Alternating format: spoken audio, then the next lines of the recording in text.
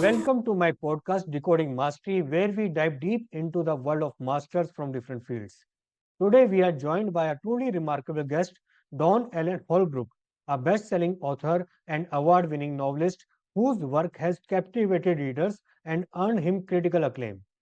From weaving intricate plots to creating unforgettable characters, Don's talent for storytelling is undeniable.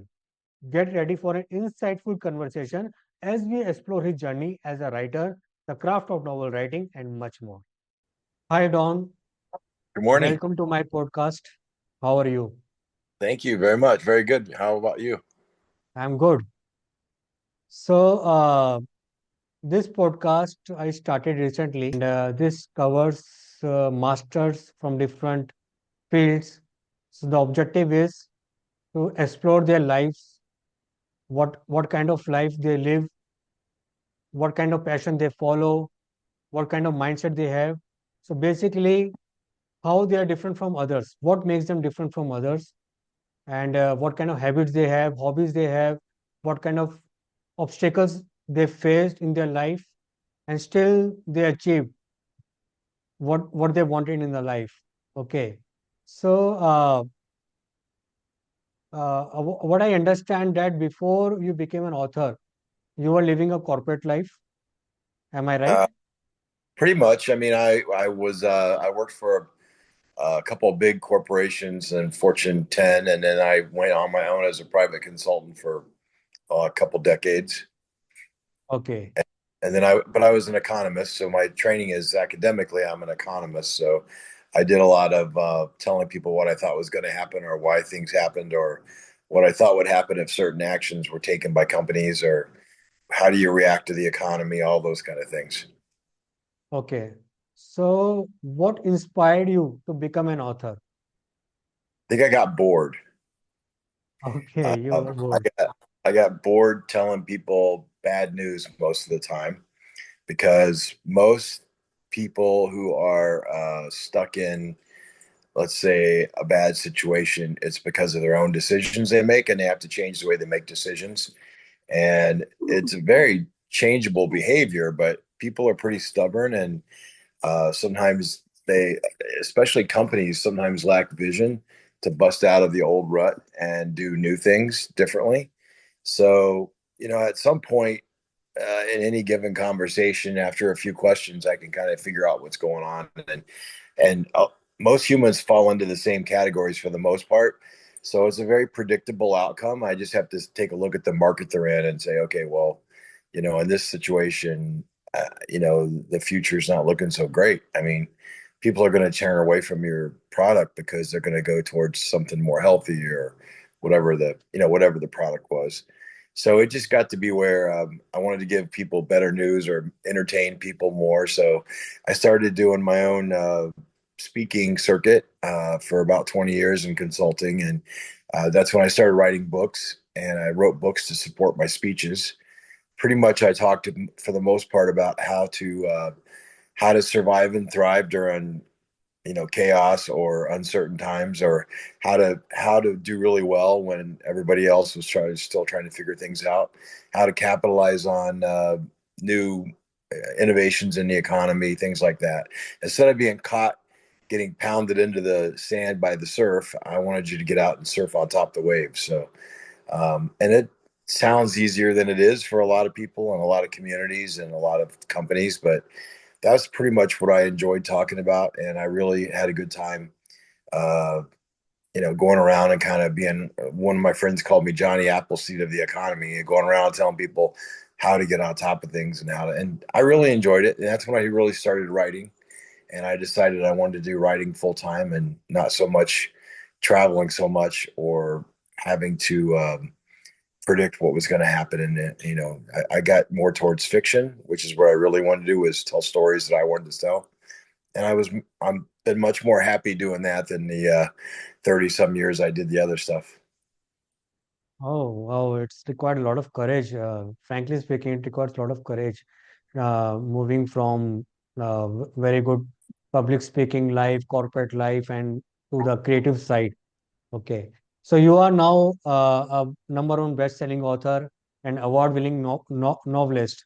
So, how did you come up with the idea for the first novel you wrote?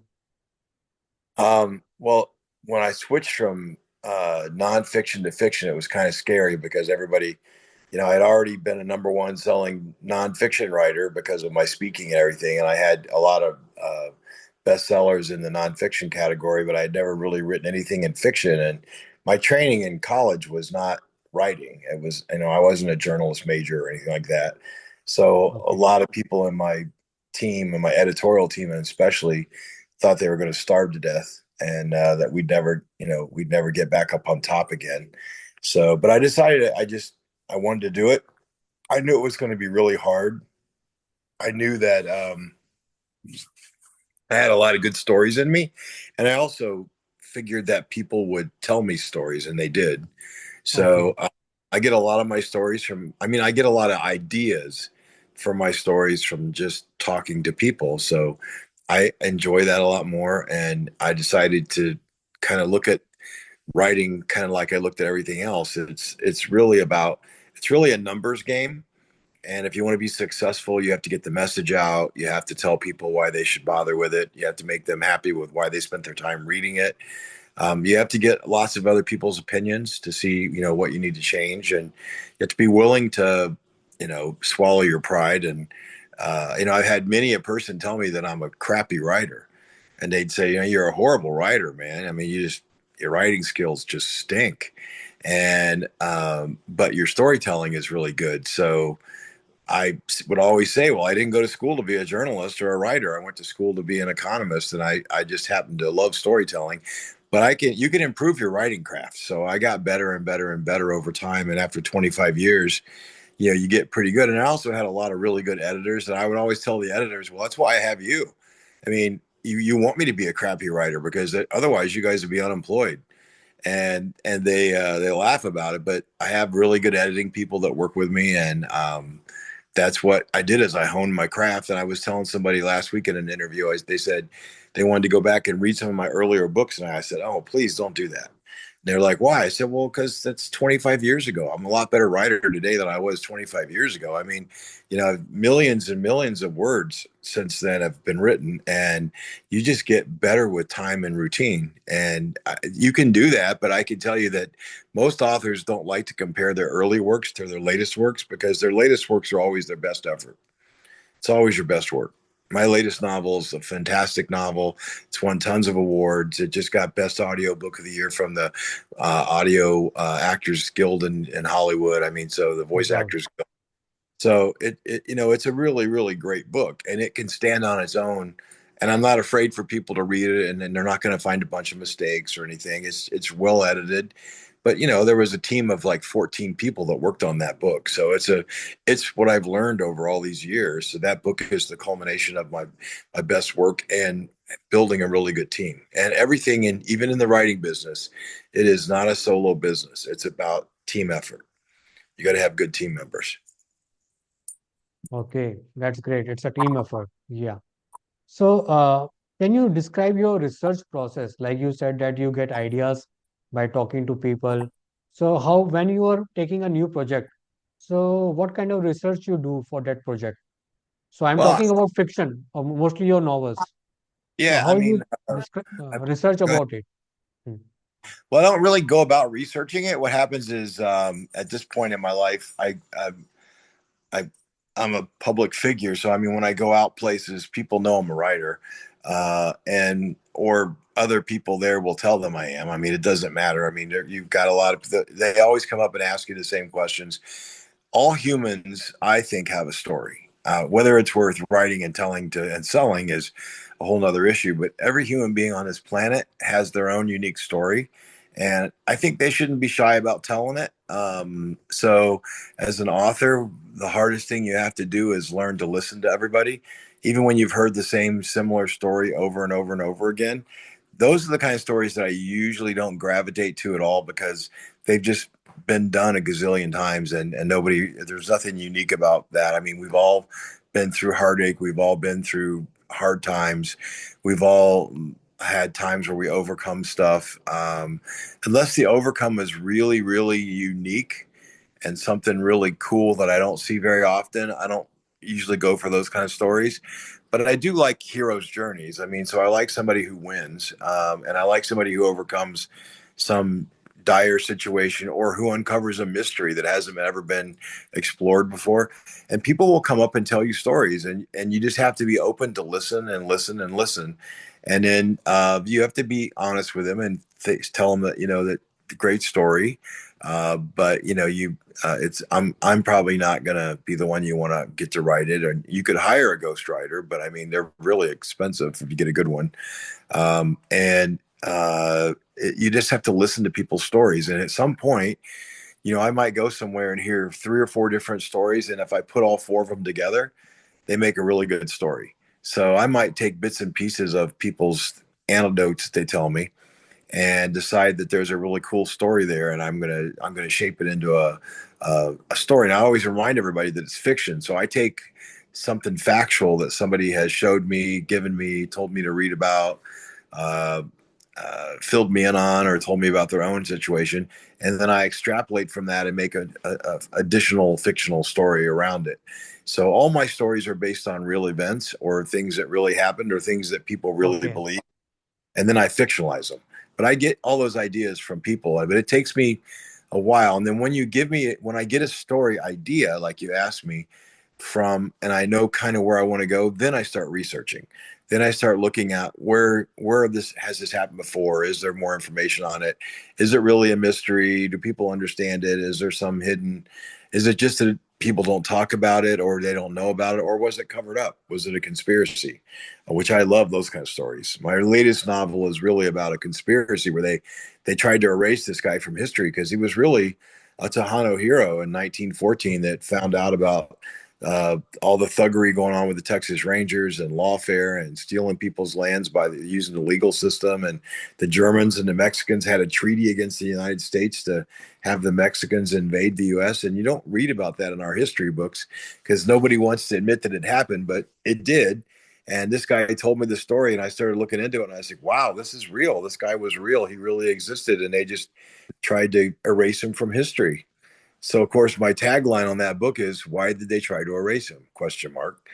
And you have to read his story, and it's a really cool story. Of course, there's lots of fictional stuff in it, but all the events in the story, who he met, all those kind of things, that's all real. It really happened, and he really did discover those things. So it's kind of a neat thing, and I love finding stories like that. That's when I dig into the research. I go down, I do what I call immersive research. So I'll go wherever the story took place and travel there and meet the people and go see the different location and places and street. I'll go eat in the restaurants, and my characters, if you read some of my books, I'm really proud of my world building. And people always talk about the world building because I really do go eat in those bistros and go to those coffee shops and meet those people. And I put a lot of that personality into the book where they walk along the real streets, and people can feel it. And sometimes people will tell me that somebody came to their restaurant and said, "Hey, my favorite author is here." "Oh yeah, Don. He was here for like 2 weeks. He came in here every morning and had breakfast." And it's like, and they had this great conversation. And people go out and patronize those places. And these little it's usually small businesses, and they love it because they feel like they're a part of something, and it makes everybody feel included. And I like that. That's great. That means you are getting ideas from people, and you are very, you can say, comfortable meeting people, because generally I've seen mostly novelists and writers are basically they live in their own zone. Okay, there is a shift in personality, means you can say a kind of introvert. They are living their own world. They are trying to find out ideas and very like digging into imagination and looking for the research and find coming up with the ideas. But in your case, it's meeting people and coming with. And I read somewhere a famous author said like creativity is nothing but connectivity. Okay, so you are doing the same thing, like you are connecting different ideas, and it's required a very great skill, mixing real events with imagine events. Okay, so imagination. So this is a very, I think it's a unique skill. Not Yeah, everyone can have. Yeah, I, real I events like and I like it. yeah, It's worked for me. I mean, you're right. A lot of authors are reclusive and they kind of stay to themselves. And I think that I mean, if it works for them, that's great. But I'm not that. I mean, I can be recluse, especially when I'm in writing mode. I mean, I tend to hunker down and hide away from the world when I'm in writing mode because I might write 10 or 14 hours a day, and people have Okay. to remind me. Even people have to remind me to eat or go out. I mean, I'm just in that zone, what I call it, and Mm, that when I'm doing that, I do have those areas, but I do like to get out and explore the world and do what I call immersive research. Go places, get ideas from places, meet people of all over the world, and have them give me their stories, and then put it down and put together a story that makes sense. And I think the other thing, like when I was an economist and doing public speaking and stuff, I used to hear a lot from kind of we're all friends, and even in the writing world, all the authors, we're all friends. The authors are usually pretty friendly to each other, and we all share experiences. But when I was in the speaking world and I was an economist, they used to complain that I got all these really great gigs all over the world, going around talking about what's going to happen, and I was always a talking head on the news, and all that kind of stuff. I've been on the major news channels. And one of my friends said, well, that's because he's got a personality and he doesn't just sit there and go, well, next year the economy is going to be flat and you'll probably lose your job. I mean, if you say things like that in that tone, I mean, in other words, I would say, hey, you got to get out and get after it. I mean, if you want to survive next year, the wave's coming, it's going to be a yeah. tsunami. Yeah. You got to get on the front edge of something new. You got to find yourself something, a skill set that's really going to survive in this century and be something that people are looking for. You want to make yourself really successful, find something that everybody wants and become a master at it. And you'll make money for the rest of your life. And that's still true today. If Right. you want to survive, go find a skill set that either nobody else wants to do, can't do, or doesn't know how to do, or it's really hard to do, and become a master at it. And people will hire you and pay you to do that, and you'll be fine. I mean, think of all the trade skills that people don't ever think about. But if you're a plumber today and you're a good plumber or electrician, you're not hurting for work. People need Mm, you. It's a skill. right. They make great money. You know who Yeah. else makes great money? Garbage men. Nobody Yeah. wants to pick up garbage. But guess what? It's a great trade. People have to have their garbage picked up and they make a lot of money at it. There's all kinds of skills out there and trades out there where people don't think about it, but it's a lucrative job. If you have math skills, the world is pretty much wide open to you because Right. a lot of people are not very good at math. If you have English skills and you can speak, uh, your world is a lot wider than it would be otherwise. I mean, so there's some really basic skill sets I think people forget, but that's what it takes to survive. And that's what I think you do as a writer as well. You have to get out and find stories and not be afraid to get after them. If you're a writer, you can't be afraid of offending people. I mean, my opinion might not be what yours is. I'm just willing to write it down and say it. And people might not agree with it. They might get really mad at you or upset with you, but at least you're telling them how you believe and why you believe it if you're a good writer. And you can't be afraid of good reviews or bad reviews. I mean, a bad review is still somebody who read your book and they invested their time and they're entitled to Right. tell you they didn't like it or they Yeah. liked it. I mean, I'll shut up after this. One of my best reviews I ever got was somebody who wanted to give me a negative review, and they wrote this. It's my favorite review. You're no Hemingway. And then they put, but it was a pretty good book. And I thought, okay, well, this person is trying to cut on me, but they started out by comparing me to Ernest Hemingway. Thank you so much. I mean, really, I don't claim to be Ernest Hemingway, but they gave me a compliment. And in the end, their dig was really a compliment, but they didn't mean it that way. They really meant that I wasn't their type of writer. But guess what? I love that review. So it's one I remember over and over again. Okay, Don. So you talked about your research process. Now coming to writing process, you said that it takes you generally write 10 to 14 hours a day when you come up with the ideas and you have completed your research. So how much time does it take to write from the starting of the book to completion of the book? Well, I would say the first draft, maybe 8 to 12 weeks, maybe the first draft, Okay. depending on how big a novel it is. If it's a 350 to 450 page novel, it's probably going to take me 8 to 12 weeks to get it done. And then Okay. you start rewriting. Then you start going Right. through and have beta readers read it, and beta readers read it and tell you what they like Hmm. and don't. And then by the time you get a book out, it takes a full year to get a book out. You got to go through One year. edits. Yeah, Okay. you got to go through edits. You got to go through beta reads. You got to go through the whole editing process is a 4 or 5 step process. I Hmm. usually get more than one editor, so I might have 1 or 2 developmental editors that look at whether the plot and the story are good, and then I'll have at least 2 polish grammar, copy, line edits. So all in all, maybe when it's all done, I might have had 8 editors look at the book. So Okay. depends. I mean, I've had this book coming out this next year has had more like 14, and it's had about 20 beta readers. So it's a lot more input. And every time you get input, you make changes. And you make new drafts. Okay. Yeah. And then you got, but I would say from start to finish, if you're serious about it, and it's about a year. It takes about a quarter of a year to get your first draft, and then you have several rewrites. Okay. So, you self-publish these books or through you publish through conventional publisher? I've done both. I mean, it depends on the Both. money. So it's a Okay. business, and I own my own publishing company. So Okay. Your own publishing. I have my own publishing company now, and a lot of the bigger authors own their own publishing companies, and then they subcontract to major companies, and we also have our own distribution. So when you have made enough money and have enough sales and enough readers, you can kind of dictate terms, and you can get shelf space at the different places you want.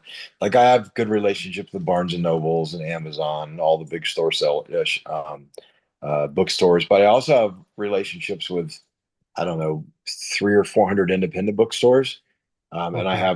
I have reps that that work that route, the independent route, because it's really important to me that we get my books into the independent bookstores. I love to see them survive, and I don't like it to all just be the big bricks and mortar stores. I want to see the little shops in all the little towns have a chance to carry my book. And that makes my heart warm when I go into a little shop and I can get my book into their store because I know all the locals are going to go in there, and they're not maybe going to go to Barnes and Noble, and maybe they don't even shop on Amazon. You never know.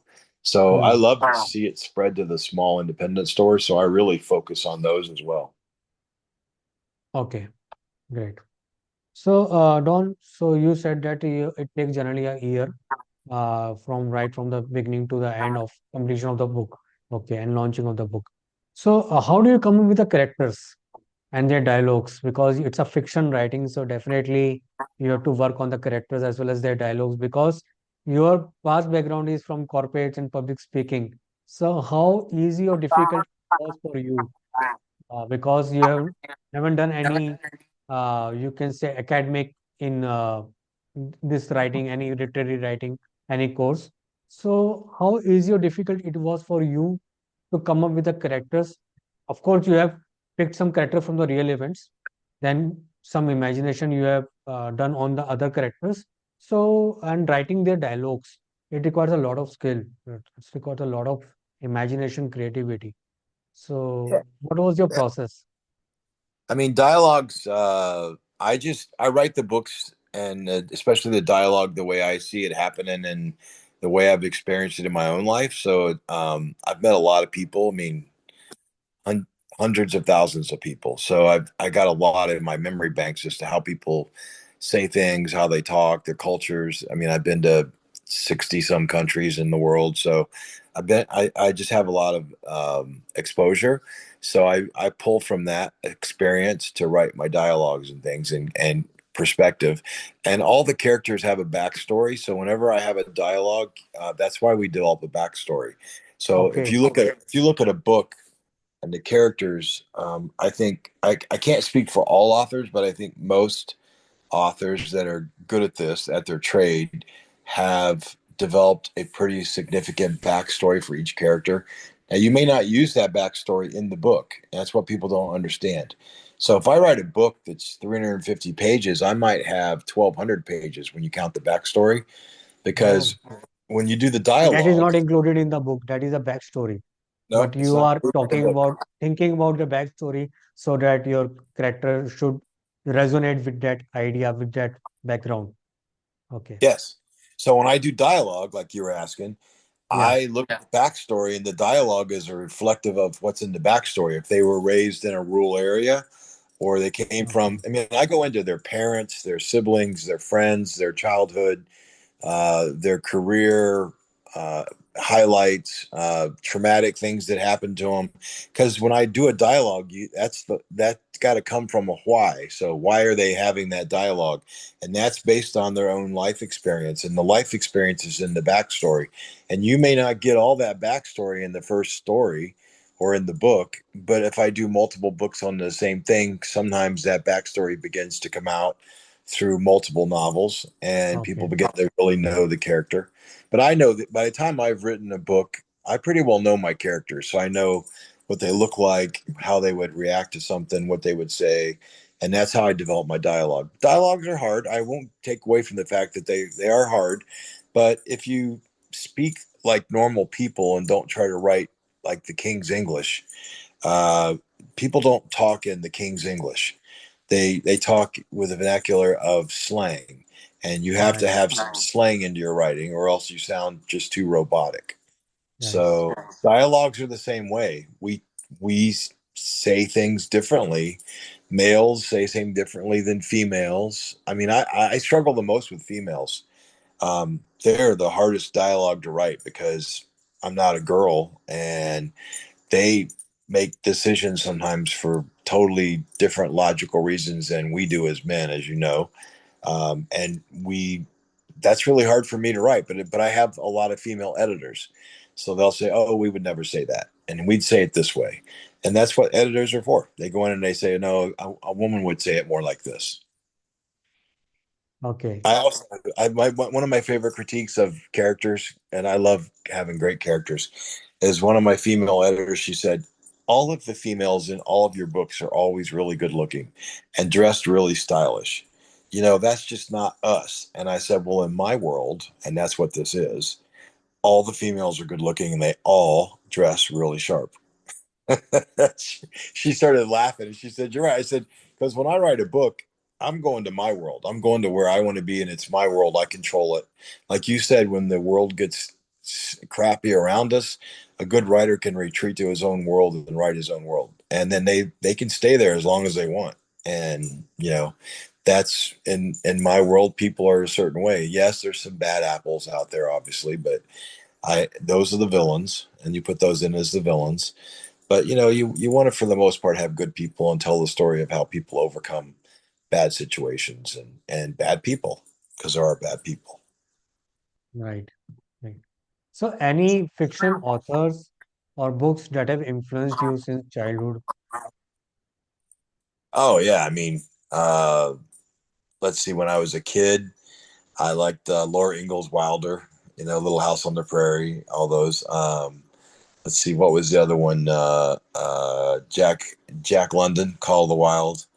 I loved the story of Black Beauty the horse. That was a great story. I mean, those were the young years. Those were my classics. I really liked to read. Then as I grew up and got into adulthood, I liked like Tom Clancy, Vince Flynn, uh, Jeffrey Archer, Steve Barry, um, J- Jeffrey. Let's see, Dan Brown is a great writer. David Balducci, uh, James Patterson. I like Jim's work. Jim's good. So I like a lot of the great authors, and then the classics. From the classics, I would say my two favorite authors from classic literature are H.G. Wells and Jules Verne's. Probably two Okay. of my very, very favorite classic authors. And Hemingway's a different type of style than I usually like to write. His reading is really deep and a little dark, but he's still a great writer. I do read some. I've read most of his stuff. But I like some of the great classics, and there's so many. I mean, so many great classic books. I collect classic books, in leather. So I have Grapes of Wrath. I mean, there's just so many great authors out there. But those are my favorites. Those are the ones that really. And Edgar Rice Burroughs. The whole thing with John Carter of Mars and Tarzan and all those. I mean, those are great stories that I really grew up loving. So those are all influences on my stories as well. Superb. So that helped you a lot when you started writing.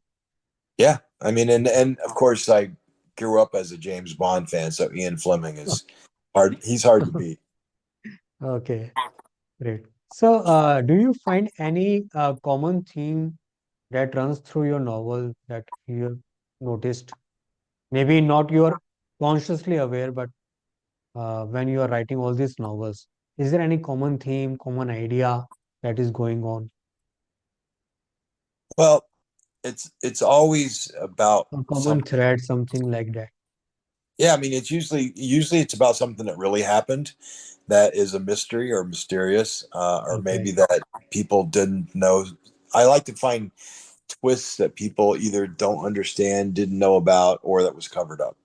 So I look for those kind of stories where there's a little bit of a conspiracy theory behind it, okay, and or pieces of history that people just haven't been able to solve. I've always been fascinated with the Knights Templar, and the reason is because after 970 some years, we still haven't solved their okay, mysteries. And so they've got some of the oldest unsolved mysteries of all time. There's like 5 or 6 mysteries of the Templars that people never solved, and a lot of really smart people, Einstein, Da Vinci, all these guys worked on these theories and could never solve it. So that fascinates me that there's these guys out there that were formed 900 and some years ago in 1118 on Christmas Day, by the way, in Jerusalem.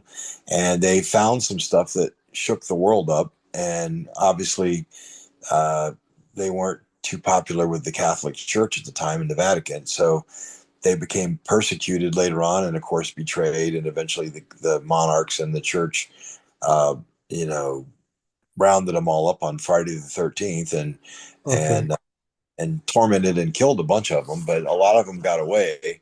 But we never found out what it was that they found that got everybody's so much worked up, and we have a lot of speculative theories of it. But now that's the kind of story that's my next book coming out. It's called The Ninth Templar. It's about the Knights Templar and what they found and how they covered it up and why they covered it up and how they passed it down generation to generation. And still to this day, we haven't uncovered it, but they still exist. And this ninth member that they hand it down to all the time is still the guardian of the secret. So that's a great story because it's based on real stuff, and I can talk about stuff that really happened, and I can speculate on what I think it was and what I think might have happened. And that's a fun story for me. I've spent about 16 years researching it and going all over the world looking at things. And but if you look at all my stories, they're always a hero's journey. There's a hero in the story that has to overcome something and uncover something and expose something and champion something or for some people or something. But there's always a hero and there's always nemesis and people that are against them. And so I love heroes' journeys. That's my favorite story. okay. So it brings natural curiosity and it's still unsolved, and you are speculating according to your theories and Right. trying to solve this mystery in your Yeah. way. And I use real scientific research. I mean, I'm an economist, Okay. so we're behavioral science. That's what we are. So I look at things from my training and my academic training, and I tear Oh, into the details. So I think I do a pretty good job, and I think my readers like it. I mean, I think I do a pretty good job of laying out what I think happened and what I think it could be based on probability. And then I describe the world. I'm pretty good at building the world around what the world would have looked like then and what it looks like now. And if we're in a fantasy world, then I have to create, some fantasy elements to it. But I don't veer too far off of the real world where we are today. I mean, I don't want to create worlds that are like the Jetsons or anything. Yeah, that is very important that audience should accept it. There should be some logic. Okay, otherwise it should not be look like that completely imagination. That is Right. very important I mean, I wouldn't from an say, author point of view. That's very yeah, important.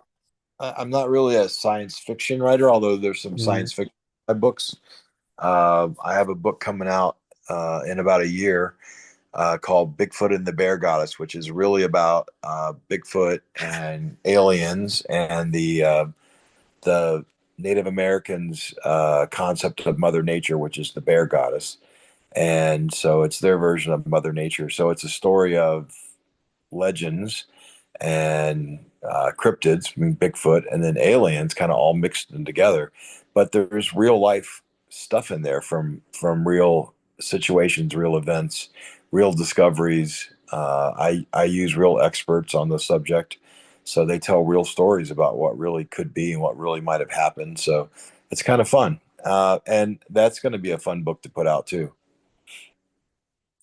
great, great. So it's very important that it should look practical.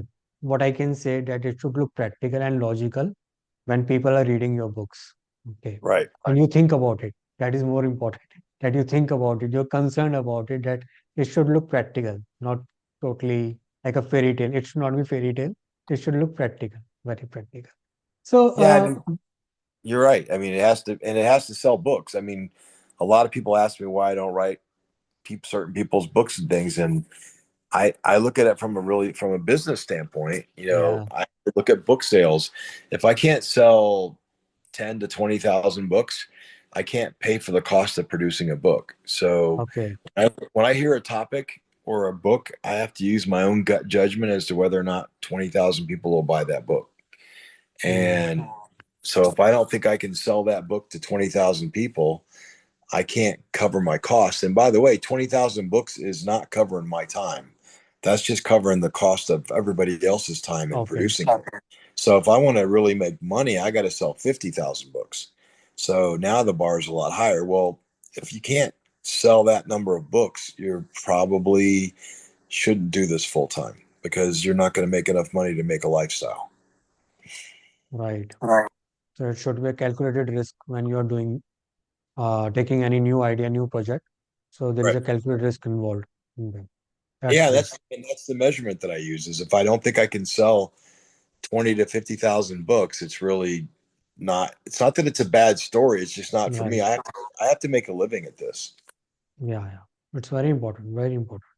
So, Don, how do you come up with the atmosphere in the book, setting in the book, and tone and pacing, all these things? Because these, every books, every novel, every different idea, it got different kind of tone and pacing and atmosphere. So, how do you think about it? How do you decide? Well, I go a lot of those places. I mean, that's why I do the immersive research. Okay, I'll go walk the streets of, my latest book is The Ghost of Rio Grande. I went to South okay, Texas. I walked along the river. I went to the wall that they talk about the wall along the border. I okay, went to the town of Rio Grande and went to the hotel, the Labordi Hotel. And I walked the streets, talked to the people, ate in the restaurants, met people that had been there for 100 years or more, and you just get a feel for it. And then you go meet experts that know the history of the different places, and you talk to a lot of people, and you just get a feel for it. And I take a lot of notes. So you take your notes and you start getting a feel for what you think it looks. Again, it still comes back to it's what's in the author's mind. It's how I see it. It's how I see that world at that time. So the reader is a little bit dependent on me being able to capture the moment the way, but it's also the creativity of the author. That's why every author is different in how they portray stuff. It's not really anything wrong or right. It's just what's right for you and how your feel is. But you have to take time to get it right and try to make mm, it feel real. And if you do good, I love to spend a lot of time on world building because I think if you can make it feel like they can see and feel the world that you're in, they'll like mm, the book. And then the characters have to be good. Your character development's really important. right. So you visit that geographic locations that you are covering in the book, and you stay in the hotel. You see, in movies, there is a concept called method acting. So what you are doing is method writing. So you are going, you are staying there, you are taking that feel, and that it is helping you when you are writing. So you can feel in that way. Okay. So Well, what is I think it helps. I think it helps. I mean, it is hard to be an author. I mean, it? it's just the writing skills, but you have to have the money.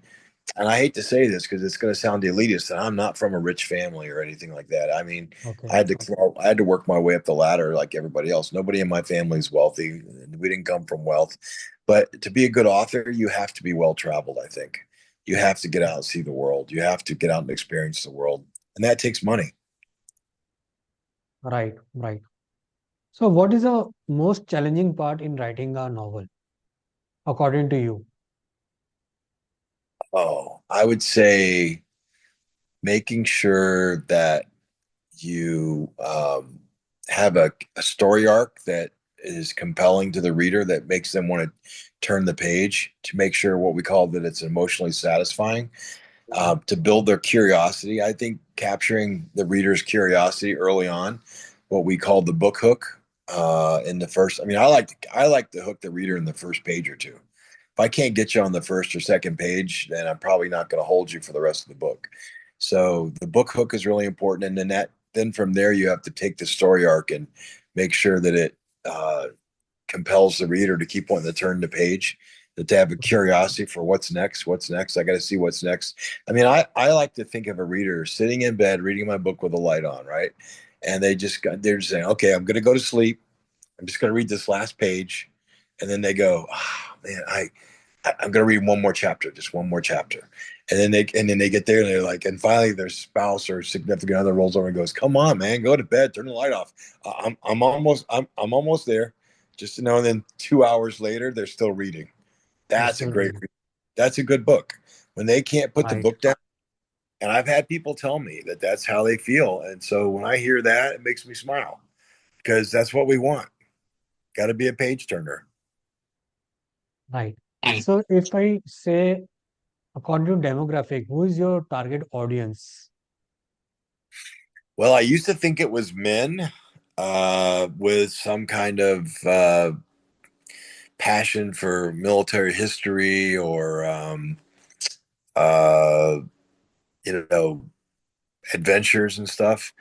And what I've learned is that, yes, I have a lot of male readers, and Okay, I do have that genre that loves history, loves military history, loves adventure. But man, over half my readers are females, and they like the thrill of the adventure. They like the relationships in the books. They like the interaction of the different people interacting with each other. You have to have a little bit of romance in all the books, so they like the real life, romantic edges of the book and the interplay of the relationships. And so I have a lot of female readers. So I have to be really, I learned to be really sensitive to them because um, I didn't realize I had so many female readers, but over half my readers are females, and they tend to really like the interplay of the relationships. So I have to make sure I have plenty of that in the books. The other thing is most of my readers are probably oh 35, and up. I mean, I have a lot of older readers, of course, but I mean, most of my readers are probably between 35 and 70. That's my age because they're still very active okay, people. And those are the okay. ones that are the most active mentally and everything. And so they love a good story. They love a good tale. So I would say both male and female, but 35 to 70 ish. And then also, I think people that love great adventures, and and a lot of them love mysteries and solving mysteries. So they like a good mystery thriller. That's my genre that I really cater to. That's superb. So you're covering both male and female audience and 35 to 70 years, mid-age people. So, And do probably floating up towards, I have a okay, smaller audience at the 35-year-old range than I do above 40, but I would say when they get into their 40s, they usually like to read, or they're driving and listening to it on their car on an audiobook. I saw a lot of audiobooks. So okay, people that spend a lot of time in cars like my books. Right. Listening to your audiobooks. Mhm. That's great. So, Don, do you face writer blocks, writer block, or creative burnout, anything like that? Because you're I, writing fiction stories. yeah, not as much as people talk about it. I mean, I Okay. mean, I think I go through times when I don't want to write, and I just don't feel like writing because I don't Uh, write every day. So I don't face writer's block because I don't force myself to write every day. I write when I feel Okay. like writing, and then when I write, I might write, like I said, for a long time. But I don't force myself to write every day. Okay. So, what do you do? What kind of hobbies you have? Just to chill out, or just to change your mind, or do something else? Um, I like to travel. I like to research places and cultures Okay. and mysteries of history, and I like anything that's mysterious. So I like to read about that. I like let's see, I love good movies. So I love to watch a good movie a few times a week. And I like to get out. I walk a lot every day with my dog and everything. So I get out and walk. And I like sports, but I'm not a sports fanatic where I just sit and watch sports all the time. But I do, I love football. So when football season's on, on Sunday, Okay. I'm going to be watching football. I mean, American football, I guess I should say. And then, I don't watch the other sports as much as that, but I do love sports. My kids were both athletes, so I grew up watching them play sports.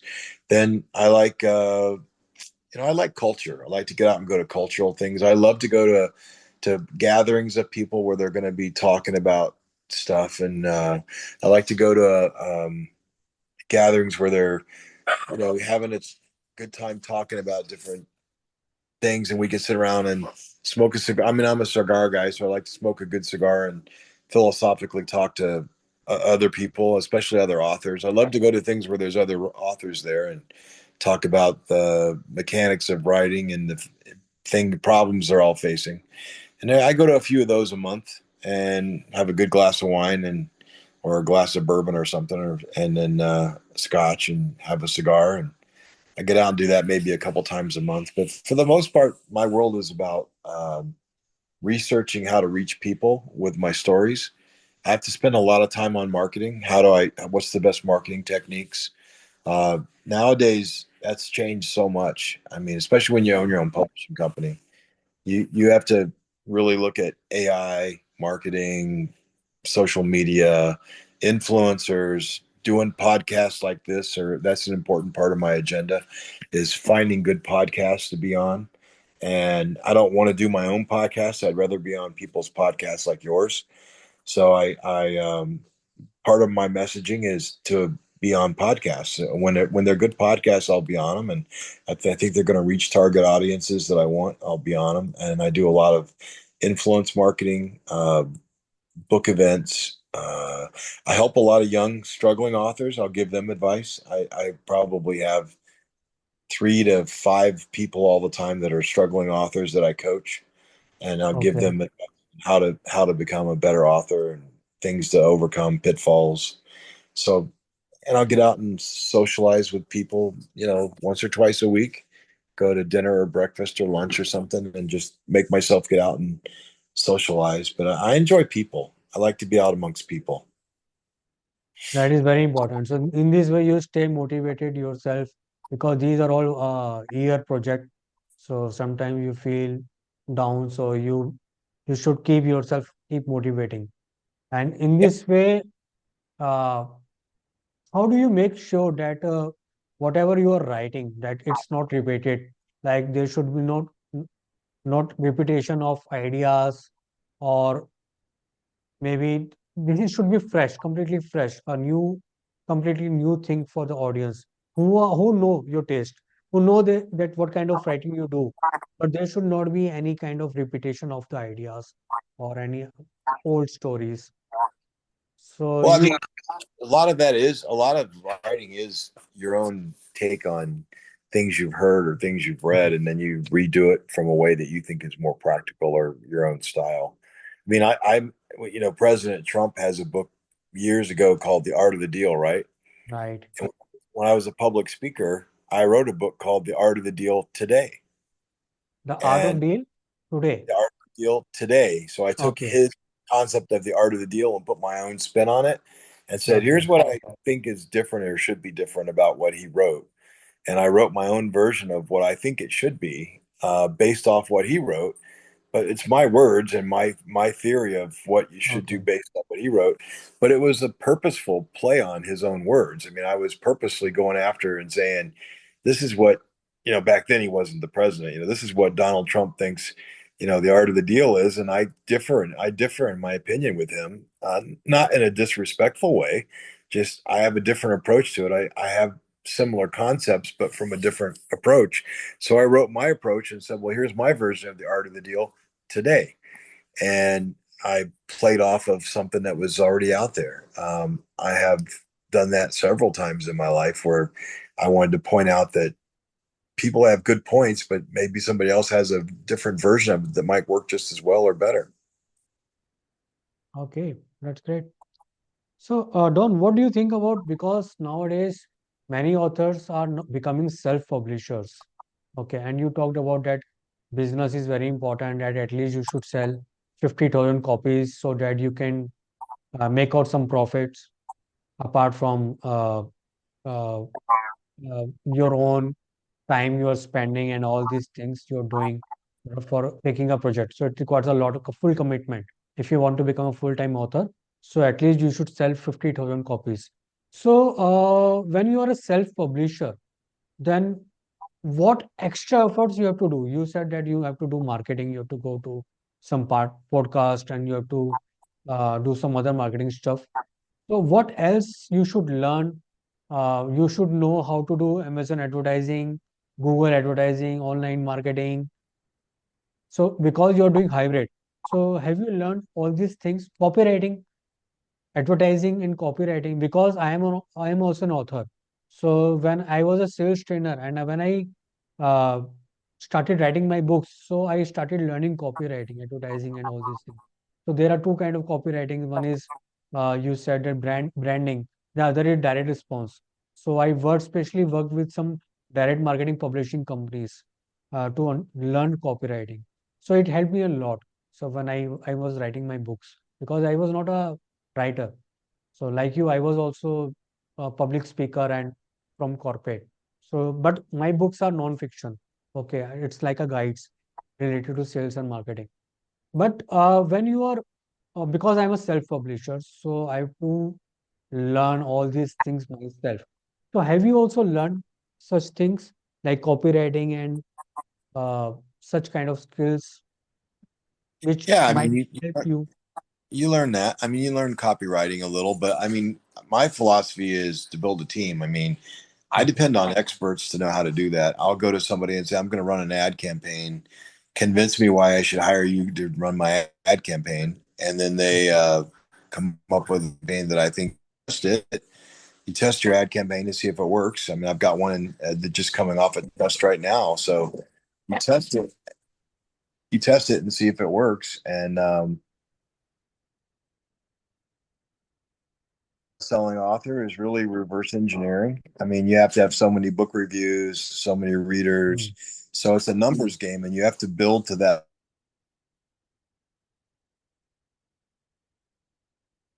people.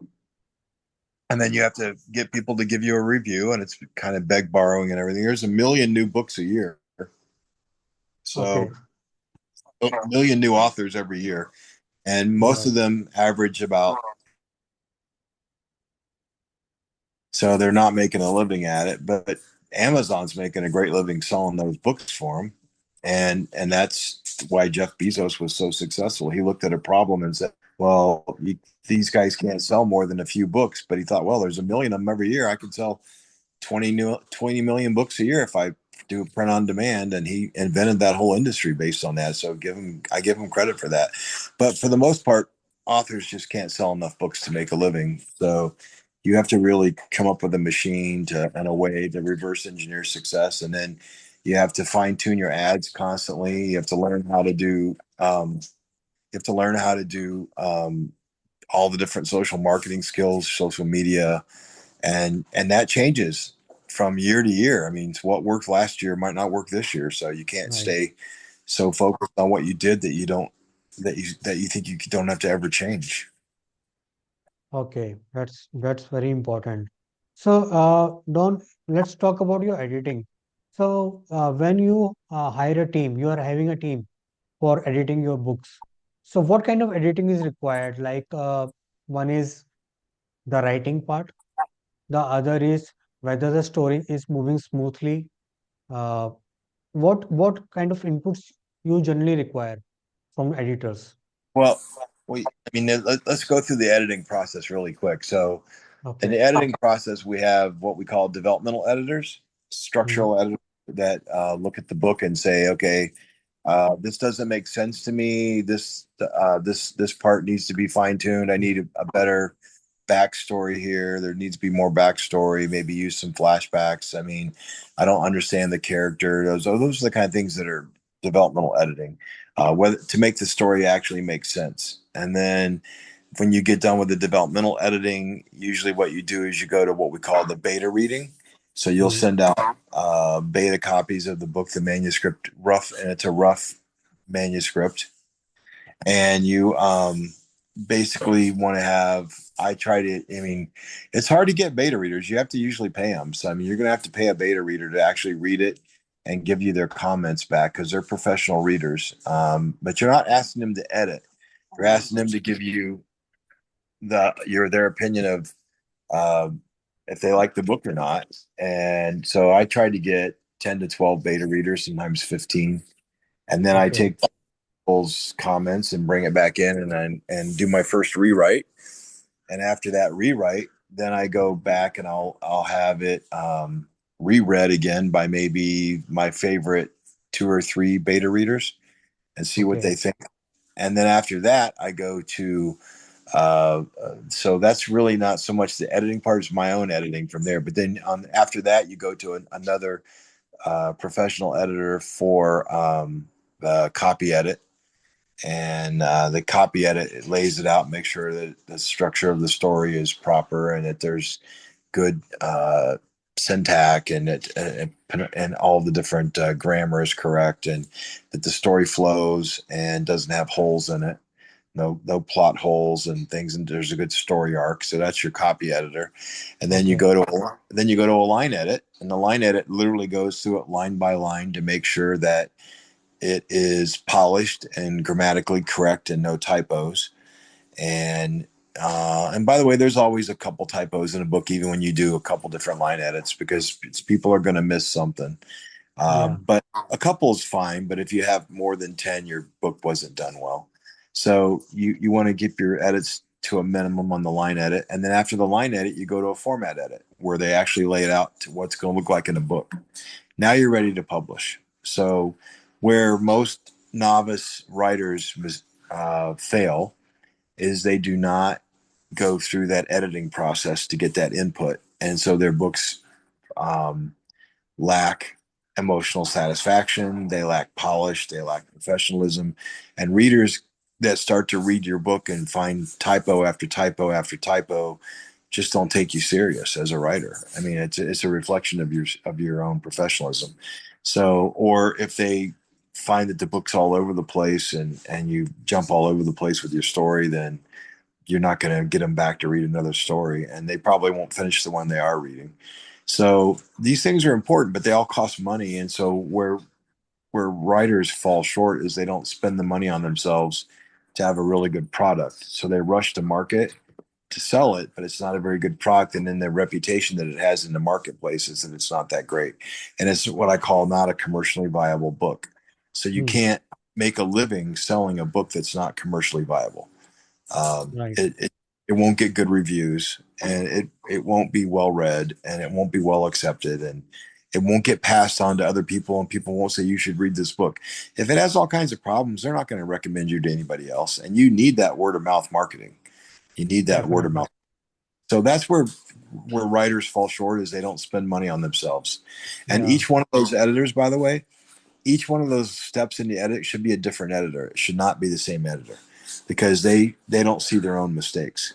Right. And just like we don't see our own mistakes, when I read my writing, I won't see the same mistakes that an editor does.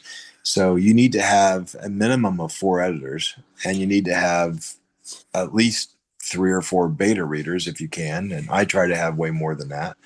But you got to have probably up to 10 people involved in your book project, and you got to be able to pay those people. You got to be able to pay somebody for a cover. That's going to be expensive. Probably a really good cover, $1,500 for a great cover like you see on the New York Times.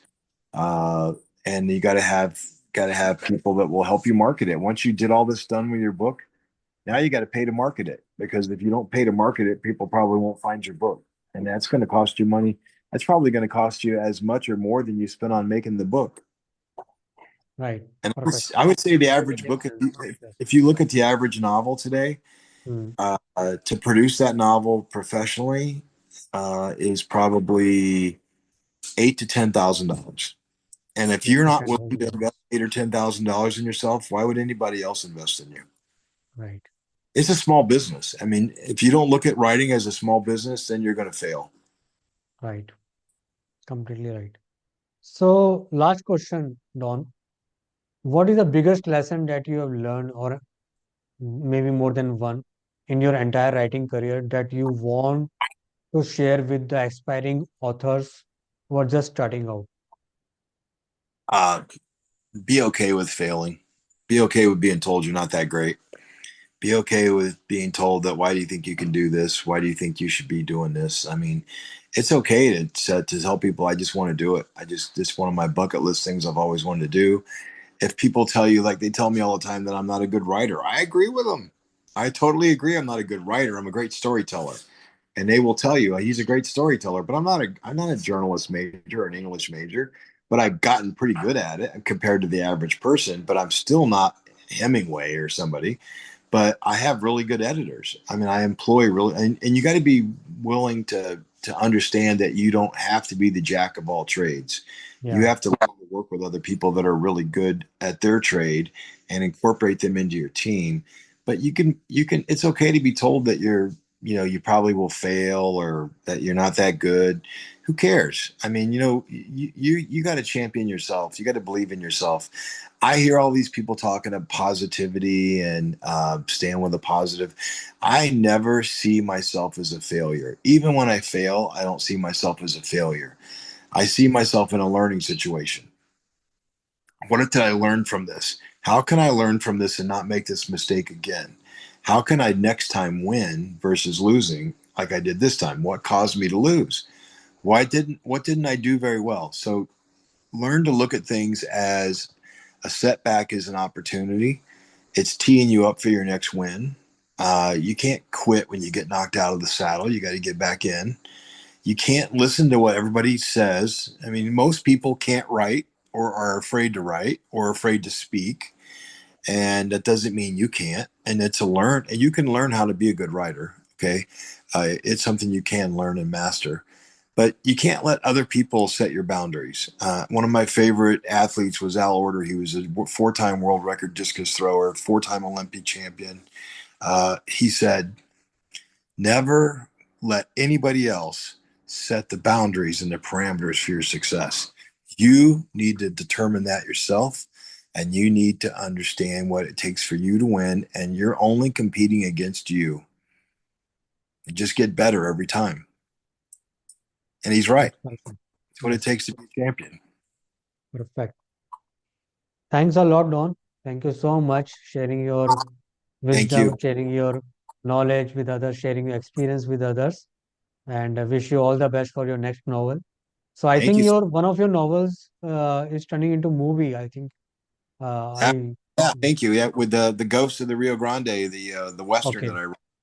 Is what I call my COVID Western. I wrote it during COVID, and yeah, we're in pre-production right now for that, and talking to different talent about being in the movie. And we've got production company and studio picked out, and we're kind of going down that road. It's a learning experience for me. I actually have my next two books actually are optioned for movies. So Oh, once superb. you get once you get one, you kind of start getting offers from other people too. So Right, I've been very fortunate on that side. Now I'm learning a lot about Hollywood. So it's a different game that I'm used to playing, but right. I'll learn. I'll get used to it and learn it. Okay, that's great, Don. Wish you all the best. Thank Wish you you very all the much. best for your notes. You have a great 2025 as well. Yeah, thank you. Okay, Thanks for having me. thanks. Thank you, Don. Thank you. All Bye. right. Bye bye. That was an inspiring conversation with Don Allen Holbrook, a true master of storytelling. His insights into the craft of writing and his experiences as a best selling author are sure to resonate with anyone who is passionate about the world of literature. Thank you for tuning in today's episode of the Vibhor Asri Podcast. Be sure to check out Don's books and stay connected for more exciting interviews with some of the best creative and innovative minds from different industries. Until next time, keep reading, keep writing, and keep dreaming.